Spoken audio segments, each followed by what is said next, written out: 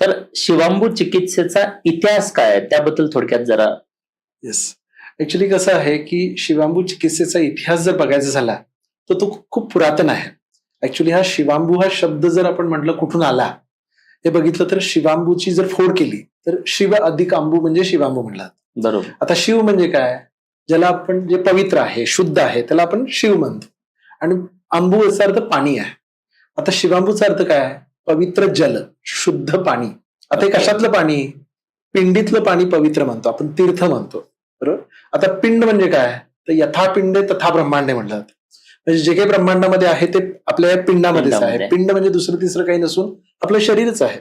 पृथ्वी, जल, अग्नी, वायू आणि आकाश या पंचमहाभूतांनी हा निसर्ग बनलाय आणि त्याच पंचमहाभूतांनी आपलं शरीर बनलंय. आणि त्या शरीरातलं वाहणारं पाणी म्हणजेच ते पिंडीतलं पाणी ज्याला पवित्र संबोधलं घेतलंय. बरोबर. आणि ते दुसरं तिसरं काही नसून आपलं स्वमूत्रच आहे. ऍक्च्युली याचा पौराणिक इतिहास तुम्ही विचारलात तर असं दिसतं की भगवान शंकरांनी देवी पार्वतीला सांगितलेली ही शिवांबू कल्प विधी आहे. ओके. बेसिकली पूर्वीच्या काळी सगळं हे ज्ञान योगी लोकांपुरतं मर्यादित होतं. हा जो काही भाग आहे हा तंत्रयोगातला भाग आहे. बरोबर.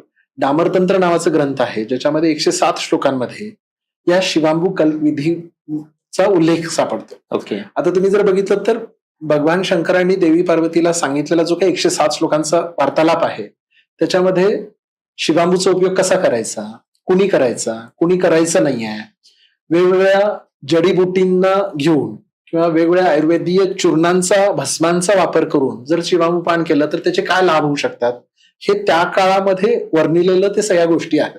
वा. बरोबर. आता याचा आणखीन पौराणिक इतिहास बघितला तर योगशास्त्रामध्ये सुद्धा याचा वेगळा उल्लेख सापडतो. म्हणजे आयुर्वेदामध्ये तर आहेच.